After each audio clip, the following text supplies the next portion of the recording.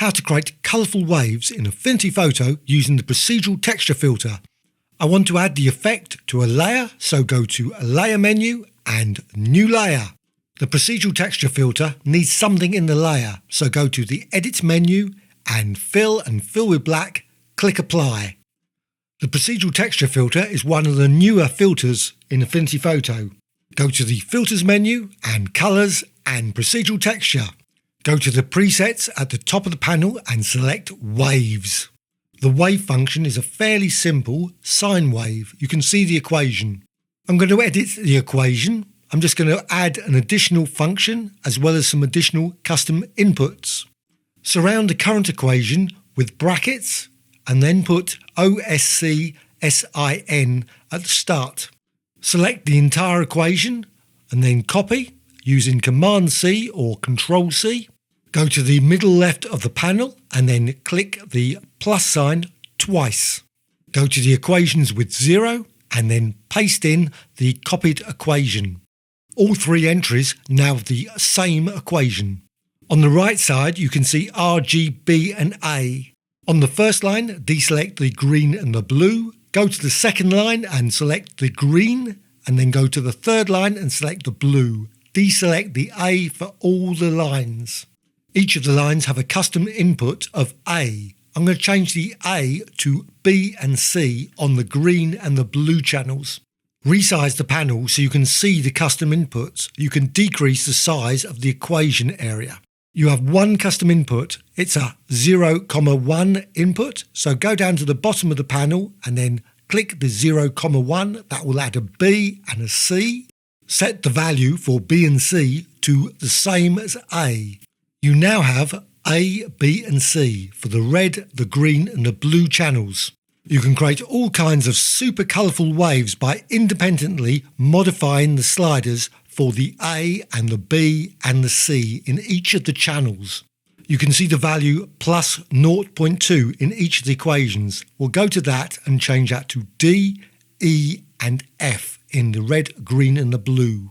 Go to the bottom left of the panel and then click the R 3 times. The R is a real input, so it's 0.2, 0.5, etc. Initially, I'm going to set them to 0.2, so they're all going to be the same, but you can vary it from any point. You can now use the custom inputs to create even more colourful wave designs. Sadly, the R control, the up and down, doesn't work so well. It goes 1.1, 2.1, 3.1, etc., not 0.2, 0.3. So enter the values into the field itself. I want to create some additional custom inputs for the times 2 at the end of the equation. So go down to the custom inputs and click the Z 3 times. The defaults for the custom inputs are 0. So go and change them. Change the G, H and I to 2. It does help, of course, to change them to 2. I missed the last one and left it as 0, but I'll change that in a few seconds. Go back to the equations and change the 2 at the end of the equation. In the red, change it to G, in the green, change it to H, and in the blue, change it to I. Go back to the I and change the value to 2. Again, all the inputs are separate, so you can change them for the red, the green and the blue. So here is the final equation. I've zoomed in so you can see it a little bit easier. I would suggest quickly pause the video and then copy that equation down. I'm going to experiment with some of the colour settings. You can create all kinds of amazing designs. Be really useful if the filter had a randomisation button. You could just randomise all the settings. Perhaps something for the next version of Affinity Photo. Always remember with the R just to go to the field and edit the value, so enter 0.3, 0.6, etc. instead of using the up and down. You can always go back to the equations and add additional functionality as well as additional custom inputs for even more amazing colourful designs. Luckily, Affinity Photo adds a way of creating a preset for your equations so you can save them for future use. Go to the top right of the panel and click that little menu drop down and click Create Preset. Give your preset a name as well as a category and then click Create. So if you create amazing designs, how can you save the values for those designs? Well, Affinity Photo has a way for that. Go to the middle right of the panel and you will see a little menu drop down.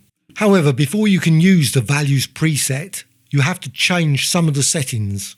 Go to middle right of the panel and then click the menu. Select the Create Values preset. Give your values preset a name and then click Create. If you go to the drop down in the middle of the panel, you will now see you've got two entries, the default and the one you've just created.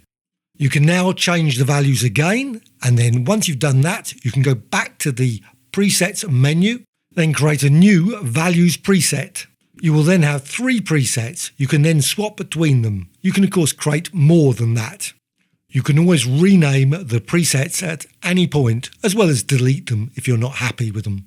I've created this as a filter, but you can also use it in the live filter layers as well. If you're happy with the equation, the presets, as well as the actual design, just click Apply. You can now save your work. You can also use it in other applications. Well, I'm going to go to Filters, Distort and Deform. Just going to move the panel to the centre. For some reason, it always puts it in the bottom corner. Go to the image and add some pins to the image. You can then move those pins around to distort and deform the design. I like to create a mix of very close pins as well as pins further apart. You can then drag them to deform the image. You can then experiment with the pins. Just keep moving around, perhaps make them closer, make them further apart. You can also drag them outside of the image so you can stretch the design off out into the distance. You don't have to use the deform. You could use other distortion filters such as twirl.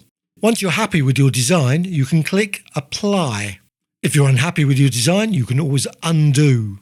You can then go back to the deform and use different pins, different positions and deform it in many different ways. You could always duplicate the layer and then use transformations such as scale and then use blending modes to create even more colourful designs.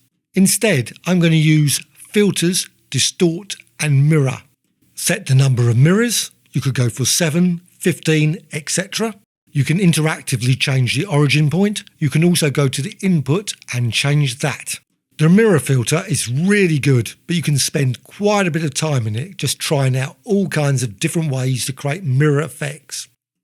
Output is probably the least useful, but it has its purposes.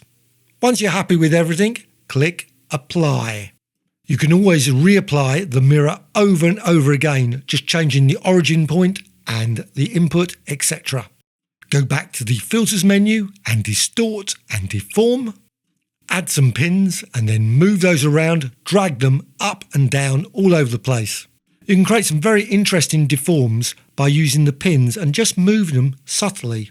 The pins do not have to move massive distances. Obviously sometimes it's quite nice to do that as well, but I'd quite like to twist and turn the pins.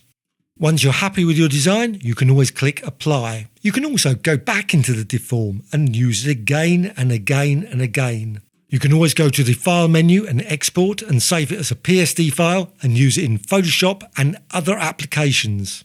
Hope you found this tutorial of interest. Please subscribe to the Graphic Extras channel. I'm always adding new tutorials about Affinity Photo. Also, please add a comment or two. What did I do right? What did I do wrong? Also, a dislike or like. Thank you much.